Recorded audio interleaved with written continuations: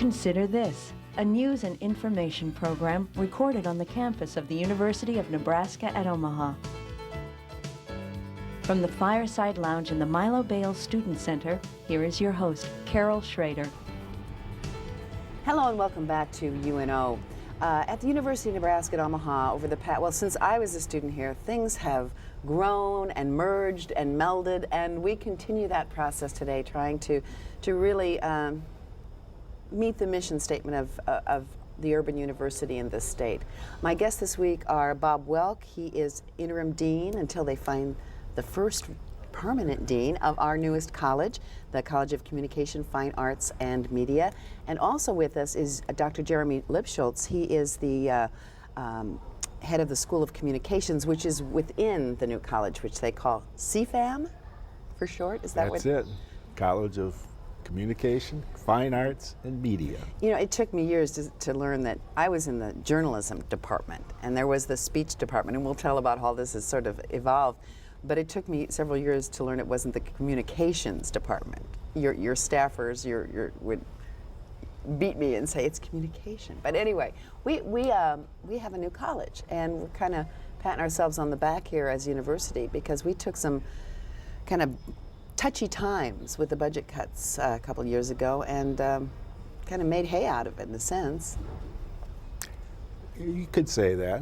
I mean, there were difficulties with the budget cuts. The state was having to cut back on education.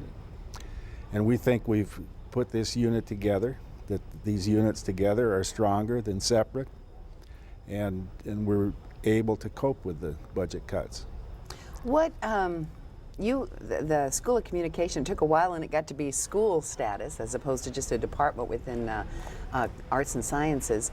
And you had your own College of Fine Arts. That's got to be kind of an interesting thing because in my experience, academicians, like other human beings, don't necessarily want to have their turf touched. So Jeremy, how did everybody feel?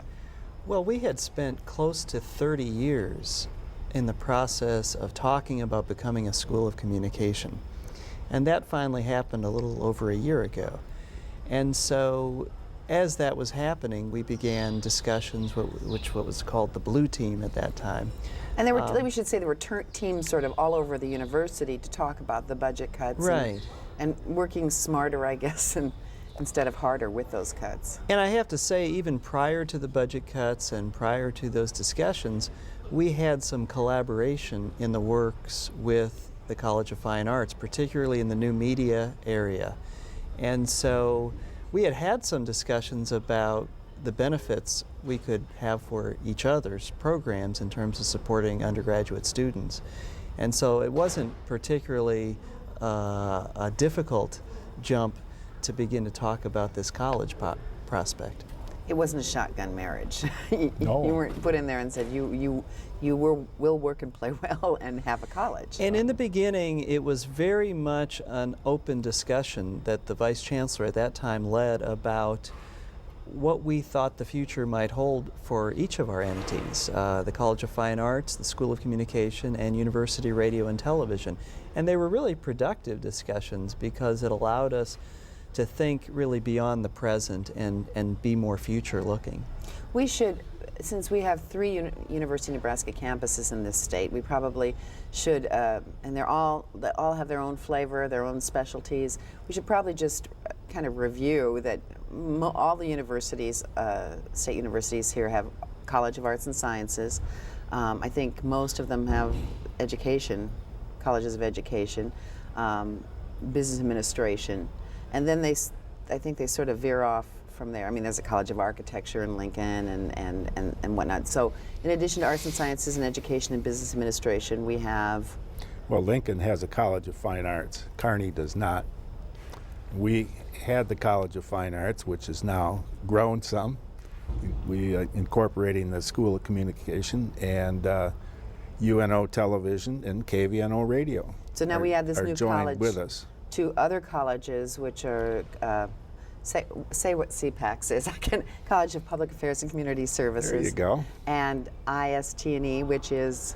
Information Science and Technology. There's which been a is lot an of letters hanging around since I've been here. There's the college, but there's also the institute, which is IS&T and engineering. Peter Kiewit Institute. Right. Within. Engineering is headquartered in Lincoln.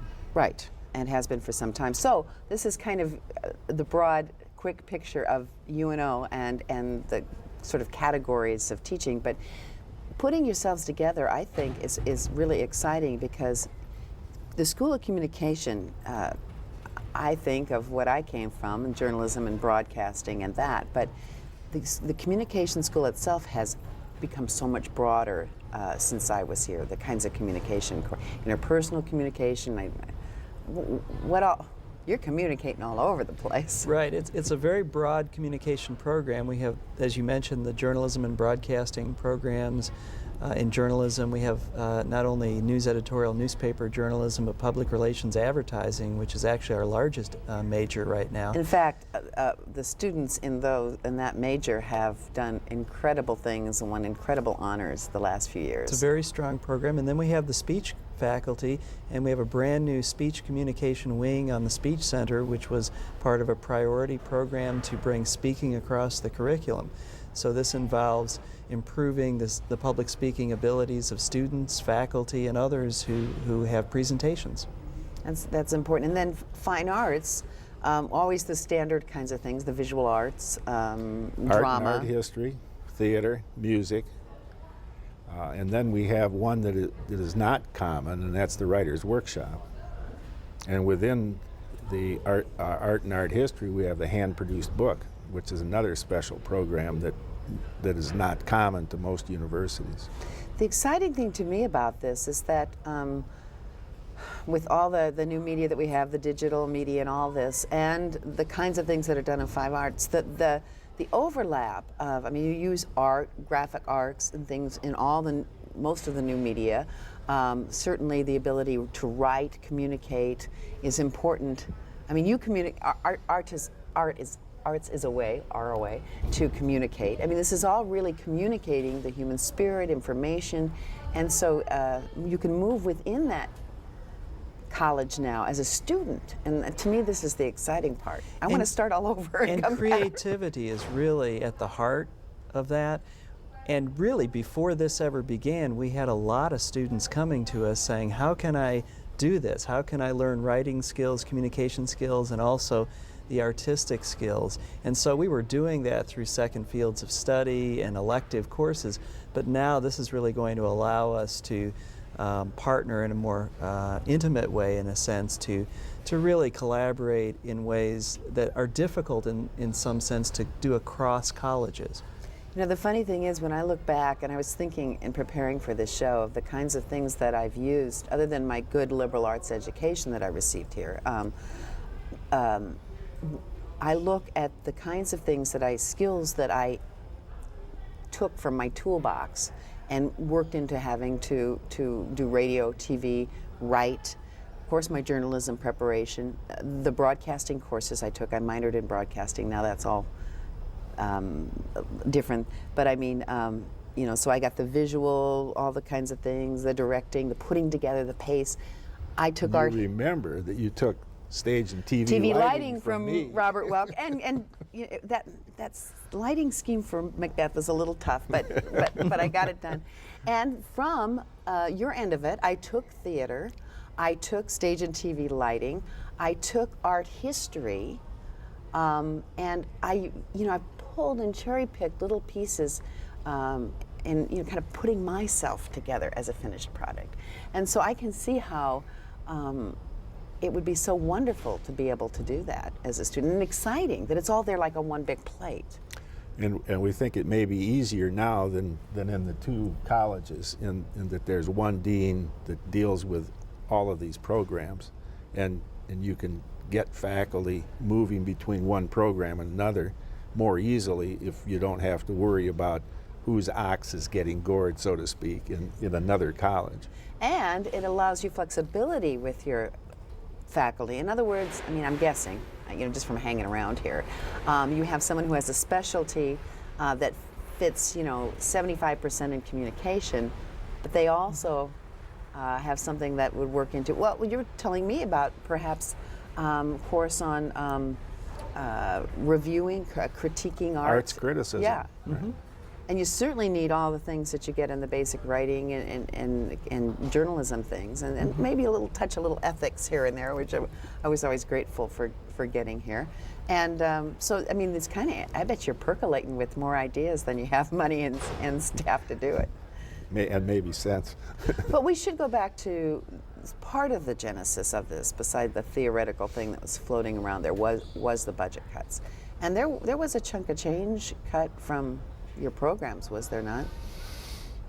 There was some in the colleges, but I think maybe in UNO television had the biggest hit, and that was very difficult.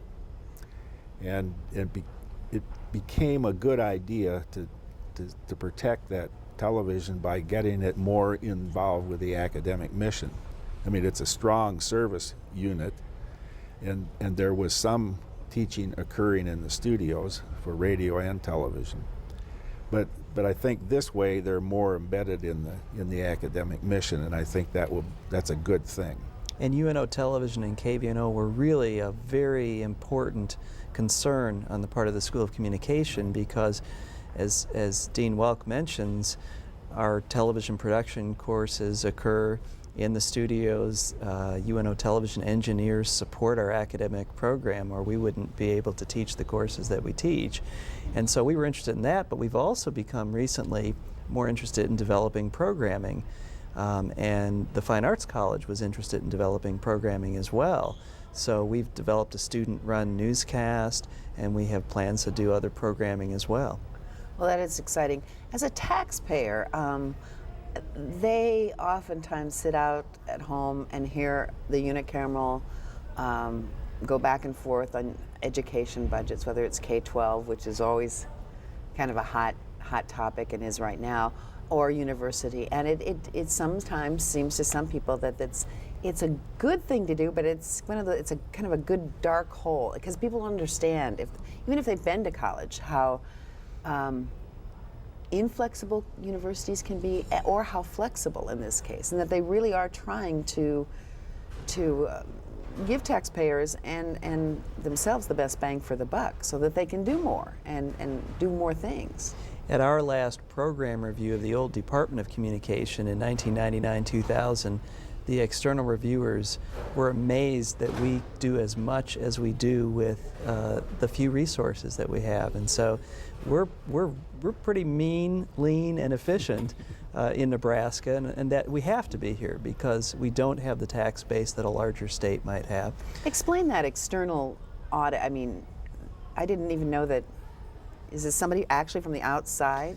In this case, it was a dean from a university in Texas, and there's an academic program review, and those happen periodically every 5 to 7 years.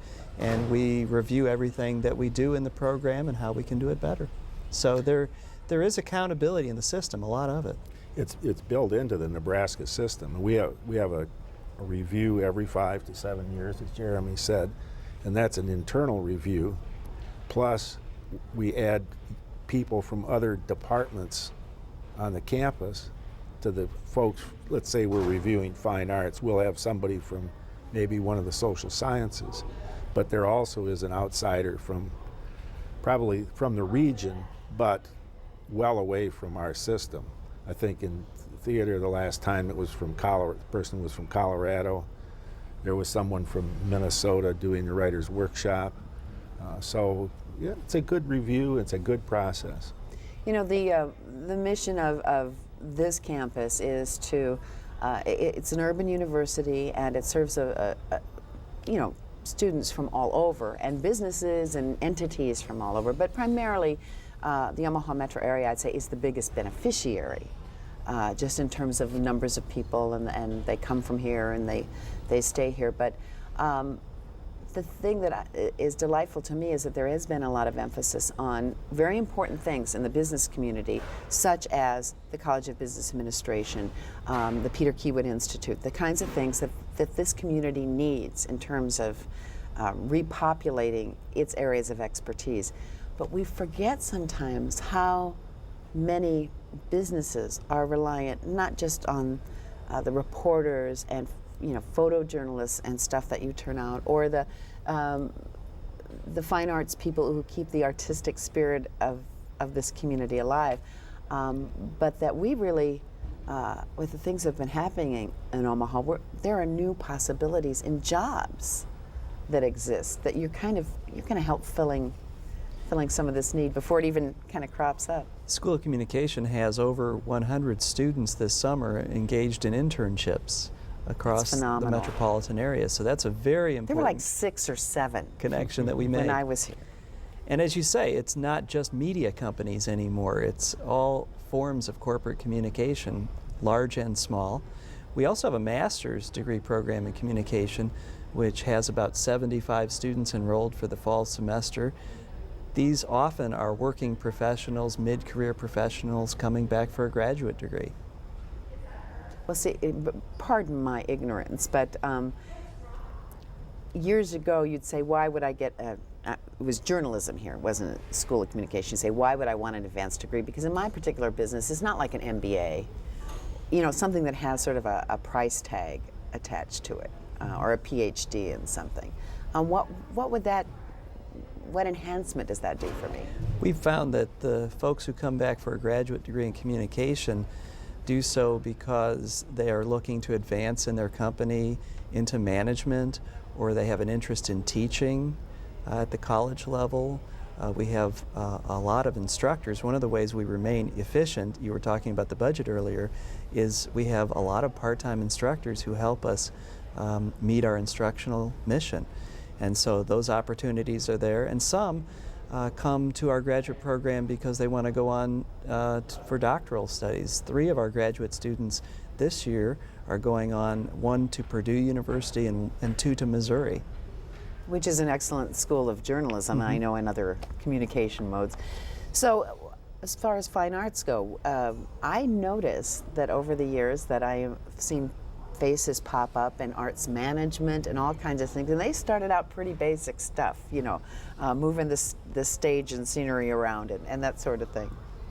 Well, yeah, and there's the undergraduate program in the fine arts areas. Those students not necessarily go into the field that they're studying. That may be a support for something else. And a similar thing happens in the graduate program that Jeremy was talking about. We have graduate programs in theater and in music. And the key factor, I think, in music and to some extent in theater is that the local teachers, there are a lot of music teachers in the schools in Omaha. And there is a local program where they can earn a master's degree during summers or in the evening. And evening means after 4 o'clock. For music education? Music ed. So there are a lot of public school teachers that come back and get a graduate degree in music. Similarly, are some of those in theater. Most of the graduate students, I think, in theater are preparing themselves to go on to doctoral programs. And theater happens to have the only graduate program in the state in their area. The interesting thing about theater is that Omaha has the Omaha metro area, I don't know if it's a chicken and an egg that we have such good, and Creighton has some good theater assets, Sure. But we have an incredible number of theaters, large, small, in between, that are in their own right successful and blossoming. Very few have closed down, and I see wonderful UNO people when I read the credits when I go to some of these really cool plays. Many the UNO, even if they decide to go into business later, it's right. That spirit, that artistic thing that every city needs. It's an avocational interest, and folks in business are doing theater in the evening. Omaha Playhouse is a good example of how that happens. But there are, as you pointed out, many, many, many other small community theaters in this community. And if you talk to people from other communities, they say, wow, you have a lot of theater in this town. Really. But that's exciting. To me, that says, especially as we've opened, you talk about, I said education, business administration, Peter Kiewit, you think of the business students, graduates you have to produce to fulfill the need, but look at what's happening in downtown Omaha and all the theaters that are sort of in a radius, and you know, the John Beasley Theater's thinking of moving north of that new burgeoning north of downtown area, and what people that come to this city must be, in another 5 years, I think, they're going to be blown away by being able to walk to good theater. And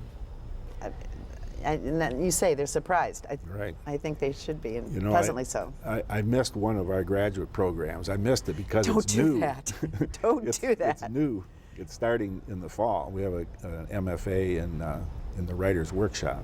That's a Master's of Fine Arts. Master of Fine Arts, and it's also a program that's a distance program in that it's a low residency program. The students during the semester will be studying via the internet, and they keep in touch with a program called Blackboard, and they submit their work via Blackboard. The other students in their class will review that work, critique it, as will the faculty members, and so they're connected via the internet. They take a 12-hour load each semester. The things that you do teach are a little difficult in the distance learning sector. I mean, that would be Except Writers' Workshop. That would be an exception. I mean, I remembered the journalism classes, for instance. It's that whole classroom thing. I mean, it's really, I couldn't imagine doing it in a void by myself off in my home office. It's a very synergistic kind of situation. In fact, I think all the arts and communications are. So you were talking about external auditing and, you know, external checks and balances. How does one rate you when you are still fairly unusual in your formation in this country? There are, I guess, you know, a handful of other schools that have similar. There's over 20 that have a I guess similar that's a lot. group. And the School of Communication really has developed over the last 20 to 30 years in large part because of the efforts of the faculty in teaching, research, and service, and the undergraduate students and graduate students who present at conference papers. We've garnered a national reputation, really, of being known as one of the better, if not one of the best, metropolitan programs of its kind in the country. And so we're really on a track, I think, of growth and development, and this new structure is going to help us do that. Growth and development is important academically, but also you play in any university a bit of a numbers game. I mean, in order to support a good school, college, you need, and theoretically you should provide courses that people want. And then there's those that are needed in a curriculum that maybe aren't, you know, taken by everybody, or, you know, the rest of the university wouldn't necessarily get involved with. I think communications law, which is a really cool course, but it's not one that would necessarily appeal to a lot of outside your college. So how do you remain relevant in terms of numbers and relevant in terms of who you are as an entity? We haven't had that problem in the School of Communication. Communications we have more than 650 majors, which places us as one of the larger programs. And really, if you look around the country at similar programs, we have the potential to grow because there are communication programs with 1,500 to 2,500 majors. So it's just an area that's very popular, and it's in demand in large part because of the technological changes in the country and the world. That's one thing that you will be able to, I think, work together more on is communication, digital stuff, new media, because both of your entities are apt to make use of those. Well, anybody is now in this day and age. In fact, other colleges and schools here may want to come to you for expertise. Exactly, Carol. You and I know when we both entered radio and television, it was more of a narrow field about the broadcast industry, for example. Now everybody needs a communication presence to be effective in the business world. In the arts, I mean, it's a multimodal thing, and you communicate as if you're an art. Let's say you're a graphic artist or a visual artist. They are able to use all these new media to become known. Music, I mean, look at independent rock, which is not really what you teach, but I'm just saying that's an example of how they've taken this to become better known, to expose themselves and their talents. People are creating new art forms. That's true. And they're doing it in their own homes. I mean, the kids that are that are coming out of the grade schools Blows you now away, doesn't just it? blow you away what they're able to do with computers, and they're using music as well as visual images, and they can create the images with a computer rather than just what we are formerly used to with the motion picture. In Now fact, you can do yeah. digital. In fact, one of our collaborations, the music department has an amazing new music studio that they've constructed in the last couple of years. In fact, and our isn't there a students, major something in acoustical music sound or something? It's a specialization, Specialization. within the music And that's a pretty department. hot little department, little specialization, as I understand it. Well, it's a hot department right now too. These folks are doing some wonderful things. And then in your department, the thirst and hunger for new programming, I mean, gives every student that goes through there, there were X, Y, and Z jobs that basically I could fill when I graduated. Mm-hmm. Maybe a few extra because they were hiring women for the first time. But now the sky's the limit on art, visual, everything. One of our recent journalism graduates, for example, is working in the San Francisco area as a game tester. She uses all of her skills. This is someone who worked at the Omaha Channel on the website as an intern when she was here. And she not only tests for computer bugs in the games, but then she has to write up an explanation to give to the programmers so they can fix the game before they sell it. So she has to really learn how to communicate. That's a unique communication skill. So that's with not something programmers. we would have imagined in 1970. Well, we just got a minute or so left. Make a pitch. You've got hopefully some students are listening, or at least parents of students. And your parents are always trying to sort of direct them. What is the best thing that might want to draw someone, even just to this campus, and kind of test out your new college? Well, there are the traditional arts and the traditional communication forms. But the exciting thing is all the new forms of communication that we've been talking about, and the art forms that are growing out of the digital age. You've basically poised yourself for the future, Right. not just the now. That's our intent. Okay. We've been very forward-looking, and that's our goal. Okay, and as all university programs Should be. Thank you so much. Bob Welk and Dr. Jeremy Lipschutz with the new College of Communication, Fine Arts, and Media. It's going to come trippingly off my tongue pretty soon. Thank you for joining us. And thank you for joining us this week on Consider This.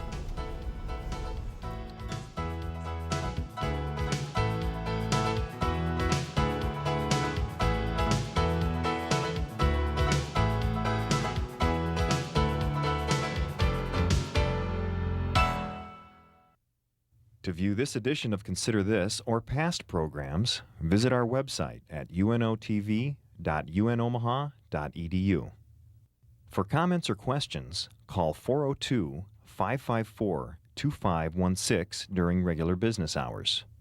Consider This is a production of UNO Television.